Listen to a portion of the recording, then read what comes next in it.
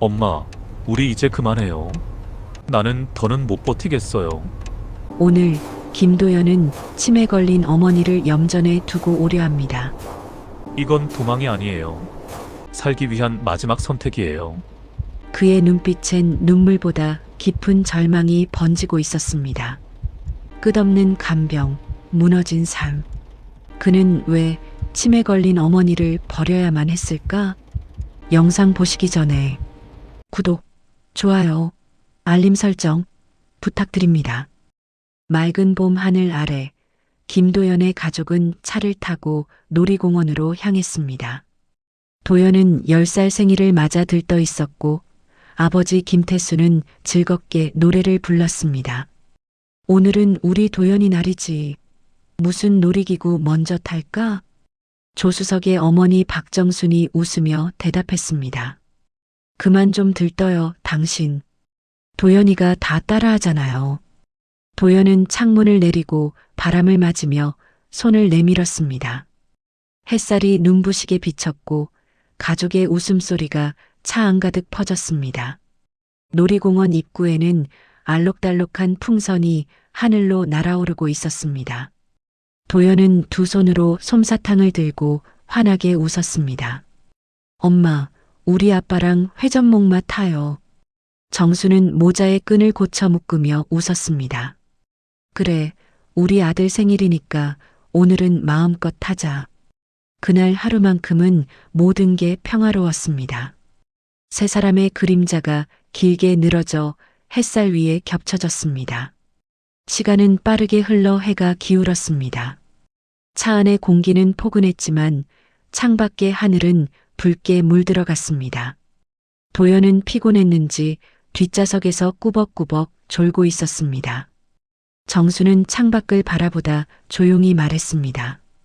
오늘 정말 행복했죠. 김태수는 고개를 끄덕이며 대답했습니다. 응. 우리 도연이 이런 웃음 오랜만이야. 그러나 그 평화는 길지 않았습니다. 도로 끝에서 트럭 한 대가 갑자기 중앙선을 넘어왔습니다. 김태수가 급히 브레이크를 밟았지만 차량은 미끄러졌습니다. 박정순이 비명을 질렀고 도연은 깨어날 틈도 없이 차가 뒤집혔습니다. 짧은 굉음과 함께 모든 것이 멈췄습니다. 병원 복도에는 소독약 냄새가 짙게 퍼져 있었습니다.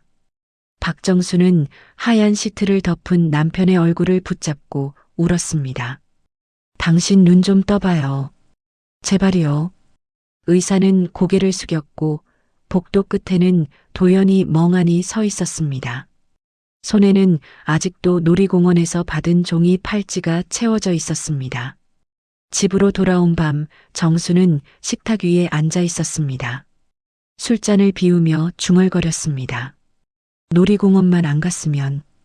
그 말이 공기처럼 흩어져 도연의 가슴 속에 깊이 파고들었습니다. 10살의 도연은 아무 말도 하지 못했습니다. 그저 아버지가 없는 빈자리를 바라보며 조용히 울었습니다. 그날 이후 도연의 세상은 멈춰버렸습니다. 도연의 집은 언제나 어두웠습니다. 낮에도 커튼은 닫혀 있었고 불은 잘 켜지지 않았습니다. 부엌에는 식지 않은 국이 남아 있었고 식탁 위엔 말라버린 밥그릇 하나가 놓여 있었습니다. 텔레비전 소리만 희미하게 울렸고 그마저도 곧 꺼졌습니다. 아버지가 세상을 떠난 후 그 집에는 계절이 사라졌습니다. 정수는 술잔을 손에 쥔 채 창문 밖을 바라보았습니다. 손끝이 미세하게 떨렸습니다. 그날 내가 말렸어야 했는데. 그녀의 낮은 중얼거림이 방 안을 맴돌았습니다. 거실 구석에 앉아있던 도연은 그 말을 들었습니다. 대답하고 싶었지만 입이 떨어지지 않았습니다. 밤이 깊어지면 정수는 도연의 방문 앞에 섰습니다. 문을 열지는 않았습니다. 그녀는 문 너머로 말했습니다. 내가 가자고만 안 했어도, 내가 그날 울지만 않았어도. 도연은 이불 속으로 몸을 웅크렸습니다. 귓가를 막아도 그 목소리는 머릿속에서 사라지지 않았습니다. 학교에서도 도연은 말이 없었습니다. 친구들이 장난을 치며 웃을 때 도연은 창가에 앉아 하늘을 봤습니다. 하늘엔 늘 붉은 노을이 걸려 있었고 그 아래로 검은 트럭이 달려오는 듯 보였습니다. 담임 선생님이 불렀습니다. 도연아, 괜찮니? 도연은 천천히 고개를 들고 말했습니다. 괜찮아요, 선생님. 하지만 목소리는 너무 작아서 금세 사라졌습니다. 집으로 돌아오는 길, 도연은 천천히 걸었습니다. 길가에 가로등 불빛이 길게 늘어졌습니다. 현관문을 열자 거실에는 정순의 그림자만 있었습니다. 테이블 위엔 술병 2개가 비어 있었고 어머니는 고개를 숙이고 있었습니다. 도연이 다가가 말을 걸자 정수는 고개를 들었습니다. 왜 아직 살아있어? 왜 내가? 그녀의 말은 끝내 이어지지 못했습니다. 도연은 아무 말 없이 고개를 숙이고 방으로 들어갔습니다. 밤이 되자 정수는 또다시 남편의 사진 앞에 앉았습니다. 당신 우리 도연이 좀 데려가요. 난 더는 못하겠어요. 그녀의 눈에서 눈물이 흘러내렸습니다. 문틈으로 그 모습을 본 도연의 손이 꽉 쥐어졌습니다. 작은 손등에 핏줄이 도드라졌습니다. 그는 조용히 속삭였습니다. 엄마 미안해요. 다음 날 아침 식탁 위엔 밥 한 공기와 김치 한 접시가 놓여 있었습니다. 하지만 아무도 식사를 하지 않았습니다. 도연은 학교로 향했고 정수는 멍하니 창문만 바라봤습니다. 햇살이 비쳤지만 집안은 여전히 차가웠습니다. 그날 이후 도연은 웃지 않았고 박정수는 말하지 않았습니다. 집은 여전히 얼음처럼 식어 있었습니다. 도연이가 20살 성인이 된 날 새벽 공기가 유난히 차가웠습니다. 도연은 가방을 메고 조심스럽게 방문을 닫았습니다. 부엌에선 아직도 술 냄새가 남아 있었고 식탁 위엔 비워진 잔이 엎어져 있었습니다. 그는 잠시 그 잔을 바라보다가 시선을 돌렸습니다. 벽 한켠에는 아버지의 사진이 걸려 있었고 그 앞에 오래된 향이 꺼져 있었습니다. 도연은 그 사진을 잠시 마주보다 작게 인사했습니다. 아버지 다녀올게요. 신발을 신으며 현관문 쪽으로 향할 때 뒤에서 정순의 목소리가 들렸습니다. 도연아? 도연은 멈춰섰지만 돌아보지 않았습니다. 잠시 정적이 흘렀고 술에 젖은 어머니의 목소리가 낮게 울렸습니다. 어디 가는데 또 도망칠 거야? 그는 천천히 고개를 숙인 채 대답했습니다. 아니요. 그냥 잠깐 나갔다 올게요. 정수는 미소 아닌 미소를 지었습니다. 그래, 나도 이젠 내 마음 모르겠더라. 그녀는 다시 잔을 채웠고 도연은 문을 열었습니다. 거리엔 새벽 안개가 깔려 있었습니다. 도연은 천천히 발을 옮겼습니다. 가방 안에는 옷 몇 벌과 찢어진 가족사진 한 조각이 들어 있었습니다. 사진에는 자신과 아버지의 모습만 남아 있었습니다. 어머니의 얼굴이 있던 부분은 불에 그을린 듯 찢겨 있었죠. 그는 그 조각을 손에 꼭 쥐었습니다. 손끝이 떨렸습니다. 이젠 나도 그만할래요. 버스 터미널에 도착하자 첫 차를 기다리는 사람들로 복도가 가득했습니다. 도연은 구석자리에 앉아 종이컵 커피를 한 모금 마셨습니다. 커피는 식었지만 입안은 쓴맛으로 가득했습니다. 휴대폰이 진동했지만 그는 화면을 보지 않았습니다. 발신자 이름은 엄마였습니다. 화면을 꺼버리자 유리창 너머로 해가 떠오르기 시작했습니다. 도시는 그에게 낯설었지만 동시에 자유로웠습니다. 처음 일자리를 구한 곳은 공사장이었습니다. 몸이 부서져라 이래도 누구도 그에게 말을 걸지 않았습니다. 저녁엔 편의점 야간 근무를 하며 시간을 때웠습니다. 피곤했지만 이상하게 마음이 가벼웠습니다. 아무도 나를 모른다. 그는 그렇게 스스로를 위로했습니다. 시간이 지나며 도연은 조금씩 익숙해졌습니다. 남의 방, 남의 시간 속에서도 잠을 잘 수 있게 되었습니다. 하지만 꿈속은 달랐습니다. 밤마다 차가 전복되는 소리가 들렸고 어머니의 목소리가 들렸습니다. 놀이공원만 안 갔으면. 그 말이 들릴 때마다 도연은 깨어나 이마에 땀을 닦았습니다. 어느 날 같은 공사장에서 일하던 동료가 물었습니다. 부모님은 뭐 하셔? 도연은 잠시 침묵하다가 말했습니다. 돌아가셨어요. 그 한마디에 동료는 고개를 끄덕였고 대화는 거기서 끝났습니다. 도연은 웃었지만 그 웃음엔 아무 온기도 없었습니다. 밤이 되어 퇴근길에 서 있던 그는 문득 하늘을 올려다봤습니다. 불빛이 가득한 도시 위로 별이 희미하게 떠 있었습니다. 그 별빛 아래에서 그는 조용히 속삭였습니다. 이제 괜찮을 거예요, 엄마. 하지만 마음 한켠에서 작은 울음이 피어올랐습니다. 그 울음은 금세 가슴속으로 삼켜졌습니다. 그날 이후 도연은 완전히 사라졌습니다. 아무런 흔적도 남기지 않았습니다.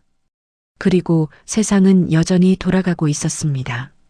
하지만 어딘가 아주 멀리서 정수는 여전히 부서진 사진 한 조각을 붙잡고 울고 있었습니다.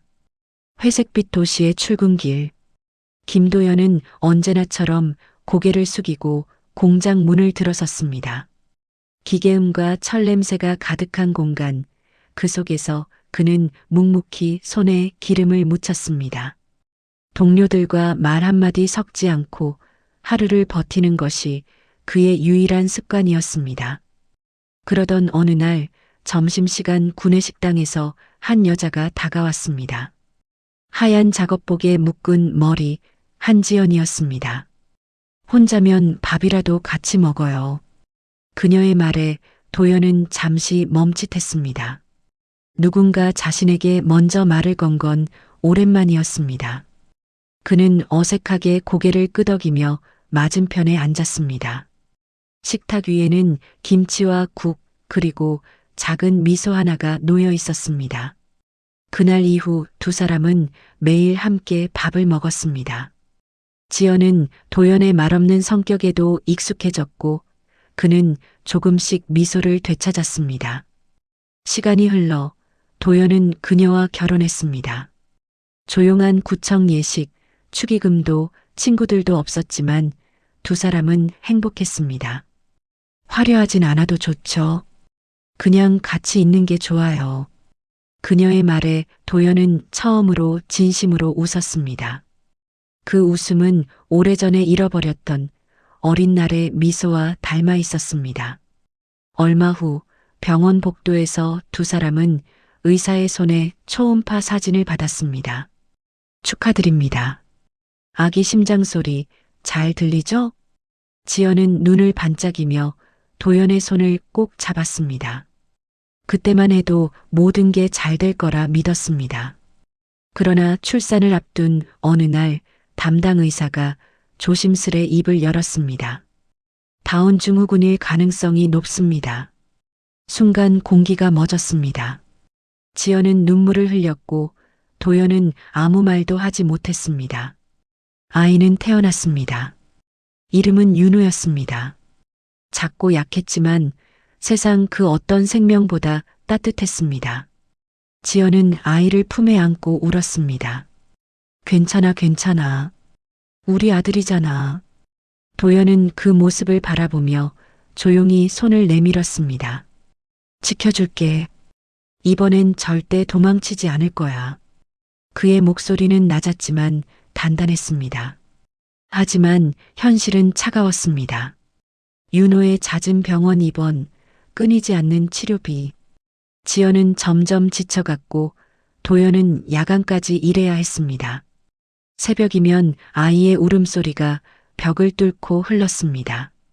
그는 피곤에 찌든 손으로 아기를 안고 달래며 속삭였습니다. 괜찮아, 윤호야. 아빠가 있잖아. 그러나 그의 눈빛 속엔 오래된 불안이 스며 있었습니다. 어딘가 다시 모든 걸 잃을 것 같은 예감이었습니다. 지연은 점점 말이 없어졌습니다. 식탁 위엔 식지 않은 밥이 놓였고 대화 대신 한숨만 남았습니다. 어느 날 밤 도연은 아이를 안고 잠든 그녀를 바라보다가 조용히 속삭였습니다. 이번엔 끝까지 버텨볼게. 그의 손이 아이의 머리 위를 부드럽게 쓸었습니다. 그 손끝에 남은 감촉은 따뜻했지만 그 마음엔 묘한 두려움이 스쳤습니다. 바깥창엔 빗방울이 맺혔고 멀리서 천둥이 울렸습니다. 행복은 잠시였고 다시 어둠이 찾아오고 있었습니다. 늦은 오후 김도연의 휴대전화가 울렸습니다. 낯선 번호였습니다. 잠시 망설이다가 통화 버튼을 눌렀습니다. 혹시 김도연 씨 맞습니까? 저는 청운마을 이장 박태식입니다. 낯익지 않은 목소리였지만 그의 말은 도연의 가슴을 덜컥 내려앉게 했습니다. 어머님 말입니다. 상태가 많이 안 좋으세요. 치매도 심하시고요. 혼자 두기엔 위험합니다. 그 말 한마디에 도연의 머릿속이 하얘졌습니다. 짧은 정적 후 그는 조용히 대답했습니다. 알겠습니다. 바로 가보겠습니다. 버스는 끝없이 달렸습니다. 창밖의 풍경은 도시의 회색빛에서 점점 푸른 들판으로 바뀌었습니다. 흔들리는 버스 안, 도연은 창문에 비친 자신의 얼굴을 바라봤습니다. 그 얼굴엔 피로와 두려움 그리고 오래된 후회가 섞여 있었습니다. 손에는 아직 윤호의 작은 손길이 남아있는 듯 했습니다. 바람에 흔들리는 창가 커튼 사이로 햇살이 들어왔지만 마음은 더 깊은 그림자 속으로 가라앉았습니다. 버스가 멈췄을 때 세상은 고요했습니다. 이장이 기다리고 있었습니다. 멀리서 오셨죠? 어르신이 한동안 아무도 못 알아보세요. 그는 허물어진 담장을 지나 도연을 이끌었습니다. 마당에는 낙엽이 쌓여 있었고 벽에는 오래된 가족 사진이 빛발에 걸려 있었습니다. 사진 속의 세 사람 아버지, 어머니, 그리고 어린 도연이 여전히 웃고 있었습니다. 그 웃음이 너무도 멀게 느껴졌습니다. 방 안은 눅눅했고 공기엔 먼지 냄새가 가득했습니다. 그 한가운데 휠체어에 앉은 노인이 있었습니다. 박정순이었습니다.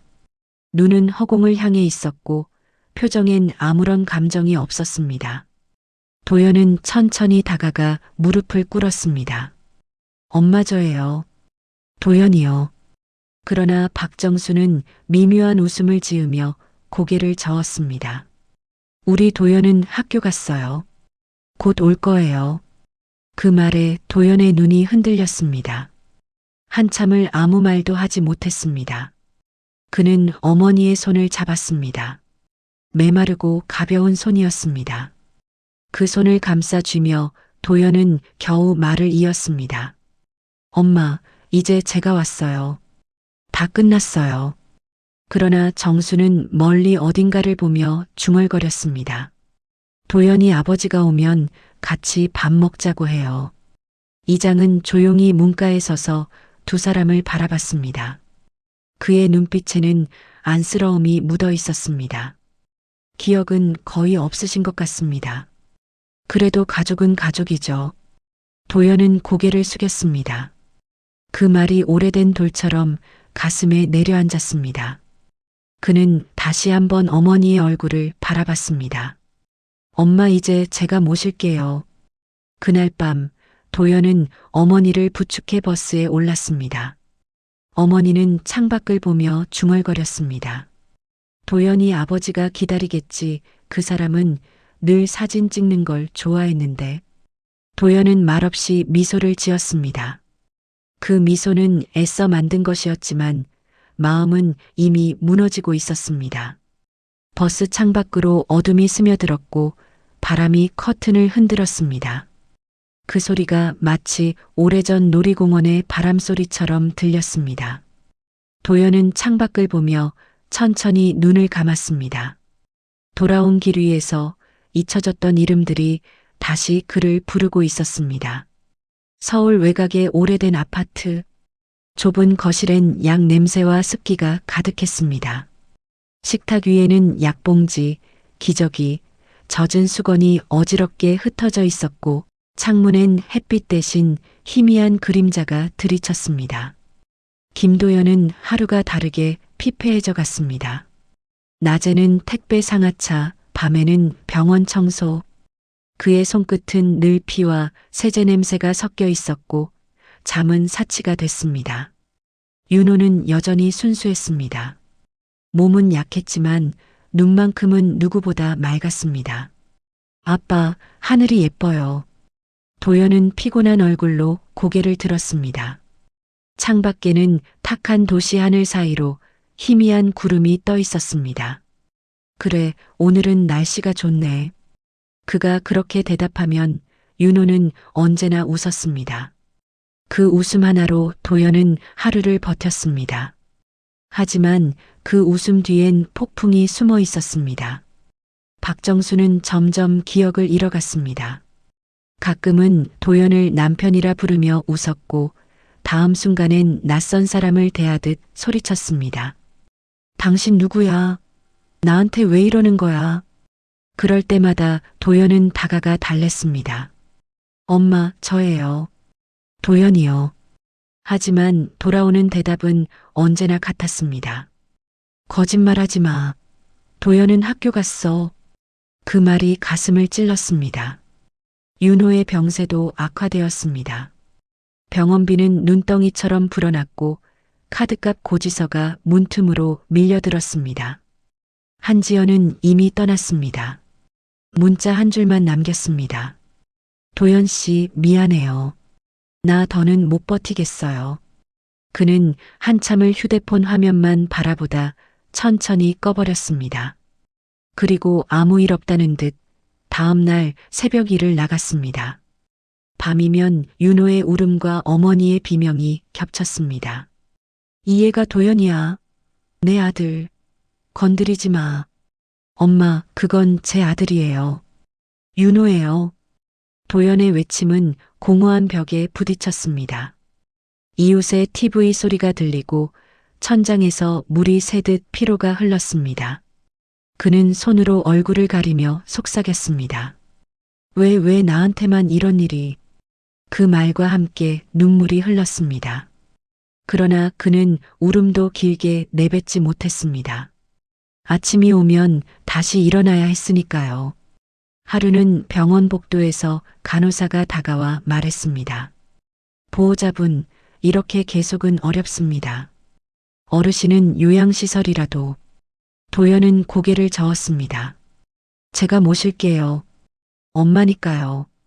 그 말이 나오자 스스로가 더 무너져 내리는 걸 느꼈습니다. 어느 날 밤 도연은 어머니의 방문 앞에 섰습니다. 문틈으로 새어나오는 흐느낌과 낮은 노랫소리. 박정수는 창문을 바라보며 중얼거렸습니다. 도연아, 바람이 참 좋다. 그 목소리에 도연의 손이 떨렸습니다. 그는 조용히 들어가 어머니의 어깨에 담요를 덮었습니다. 엄마, 이제 그만 자요. 박정수는 천천히 고개를 돌렸습니다. 당신은 내 남편 아니야? 그 말에 도연은 눈을 감았습니다. 대답 대신 담요 끝을 더 꼭 덮어주었습니다. 새벽 3시, 도연은 책상 위에서 낡은 지갑을 열었습니다. 그 안엔 오래된 사진 한 장이 있었습니다. 놀이공원, 회전목마 앞에 세 사람, 웃고 있는 아버지, 젊은 어머니, 그리고 어린 자신. 그는 사진을 조용히 내려놓고 중얼거렸습니다. 이건 죄일까, 구원일까? 잠시 후 그는 천천히 자리에서 일어났습니다. 침대 옆에서 잠든 어머니를 조심스레 부축했습니다. 박정수는 눈을 뜨지 않았습니다. 어디가? 라는 중얼거림만 남겼습니다. 도연은 대답 대신 그녀의 손을 꼭 잡았습니다. 엄마, 잠깐 바람 쐬러 가요. 차 시동이 걸렸습니다. 도연은 뒤를 돌아 윤호의 방을 바라봤습니다. 그 방엔 장난감 하나 그리고 침묵만이 있었습니다. 그는 운전석에 앉아 깊게 숨을 내쉬었습니다.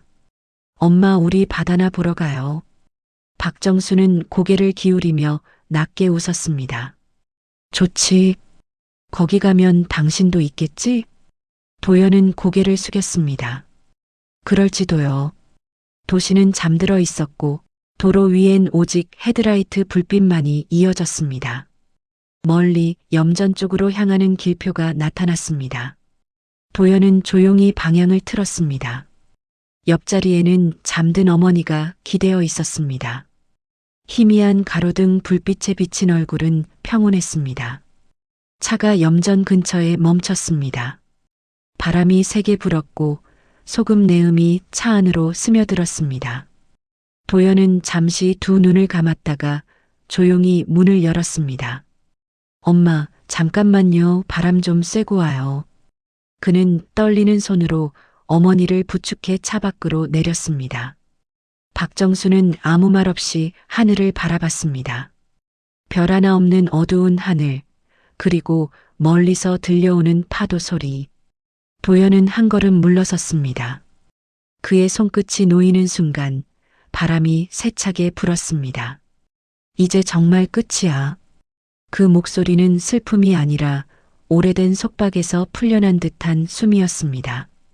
그는 뒤돌아보지 않았습니다. 차 문이 닫히고 헤드라이트가 천천히 멀어졌습니다. 하얀 소금길 위에 한 사람의 그림자만 남았습니다. 그리고 곧 어둠 속으로 그 그림자도 사라졌습니다. 그 뒤로는 아무 소리도 남지 않았습니다. 하얀 천이 덮인 작은 관이 식장 한가운데 놓여 있었습니다. 향 냄새가 고요히 번졌고 사람들의 속삭임도 곧 사라졌습니다. 김도연은 관 앞에서 무릎을 꿇은 채 아들 윤호의 사진을 바라봤습니다. 사진 속 아이의 미소는 햇살처럼 순했습니다. 그는 손끝으로 사진을 천천히 쓸며 속삭였습니다. 이제 아프지 않겠지. 그동안 정말 잘 버텼어. 말이 끝나자 공기가 멎은 듯 조용했습니다. 사람들이 떠난 뒤 도연은 혼자 남았습니다. 탁자 위에는 윤호가 남긴 낡은 그림이 놓여 있었습니다. 아빠, 엄마, 할머니 세 개의 이름 옆에 별 하나가 그려져 있었습니다. 그는 그림을 천천히 쓰다듬었습니다. 엄마 잘 계실까? 그 말과 함께 기억이 떠올랐습니다. 그날 염전의 습도와 바람, 그리고 떠나는 뒷모습. 그땐 정말 어쩔 수 없었다고 생각했는데 그는 말끝을 잇지 못했습니다. 도연이 사진을 가슴에 품은 채 눈을 감았을 무렵 멀리 남쪽의 한 바닷가 마을, 바람이 유난히 거셌습니다. 몇 해 전 염전 근처에서 방황하던 한 노인이 마을 사람들에게 발견되었습니다. 그 여인은 허름한 옷차림의 맨발이었고 손에는 낡은 머리핀 하나를 쥐고 있었습니다. 어르신, 어디 가세요? 도연이 학교 갔어요. 그녀는 그렇게 말하며 웃었습니다. 사람들은 그녀를 보호소로 데려갔습니다. 직원들이 신원을 확인하려 했지만 주민등록상 가족도 연락처도 보호자도 없었습니다. 성함이 박정순 씨시죠? 혹시 아드님 이름은 기억나세요? 도연이요. 도연이는 착한 아들이에요. 그녀는 늘 그렇게 대답했습니다. 직원들은 기록지에 짧게 적었습니다. 보호자 확인 불가. 그 후로 정수는 보호소의 창가 자리를 늘 지켰습니다. 바다 쪽을 향해 앉아 해가 지는 방향을 오래 바라봤습니다. 우리 도현 곧 올 거야. 그 말은 매일 같았습니다. 직원들은 조용히 미소를 지었습니다. 오늘도 기다리시네요. 응바람이 오면 도연이 오는 소리야. 그러던 어느 겨울 새벽, 보호소의 문이 살짝 열려 있었고 그녀의 방은 비어 있었습니다. 이불은 가지런히 개어져 있었고 머리핀 하나가 베개 옆에 놓여 있었습니다. 직원들이 마을과 바닷가를 샅샅이 뒤졌지만 아무 흔적도 없었습니다. 눈발이 날렸고 파도는 발자국을 지워버렸습니다. 갈대밭 사이에 그녀의 스카프만이 걸려 있었습니다. 그날 이후 박정순의 기록은 한 줄로 끝났습니다. 소망 요양보호소 보호 중 실종. 보호자 확인 불가. 그녀가 떠난 그날 바람은 거칠었고 멀리 염전 위로 붉은 노을이 번지고 있었습니다. 바다 쪽에서 들려오는 파도 소리 사이로 누군가의 부드러운 목소리가 스쳤습니다. 도연아, 오늘은 바람이 참 좋다. 그리고 그 바람은 아주 멀리 도연의 방 창가를 스쳐 지나갔습니다. 도연은 눈을 감은 채 창문 너머의 미세한 바람을 느꼈습니다. 마치 누군가 자신을 살짝 안아주는 듯 했습니다. 그는 조용히 속삭였습니다. 엄마, 이제 그만 기다리세요. 창밖의 바람은 잠시 멈췄다가 다시 천천히 불었습니다. 그 바람은 마치 대답처럼 아주 부드럽게 방 안을 스쳐갔습니다. 늦은 겨울 오후 희미한 햇살이 낡은 원룸 창가에 스며들었습니다. 김도연은 낡은 의자에 앉아 있었습니다. 탁자 위엔 식은 커피, 약봉지, 그리고 오래된 사진 한 장이 놓여 있었습니다. 그의 머리는 희게 새었고 손가락은 미세하게 떨렸습니다. 창문 밖에는 눈이 녹은 골목과 바람에 흔들리는 낡은 간판이 보였습니다. 도연은 천천히 사진을 집어들었습니다. 사진 속엔 어린 시절의 자신과 부모가 웃고 있었습니다. 오랜 세월이 흘렀지만 그 미소는 여전히 따뜻했습니다. 우편함 위에 낯선 봉투가 놓여 있었습니다. 무안지방관청 무연고 사망자 신원 통보.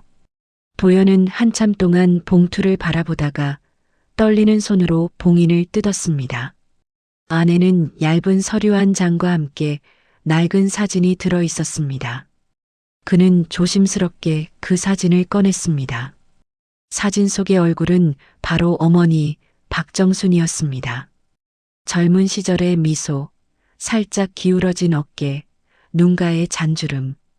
그의 손끝이 멈췄습니다. 숨이 고이고 눈물이 차올랐습니다. 사진을 뒤집자 희미한 글씨가 보였습니다.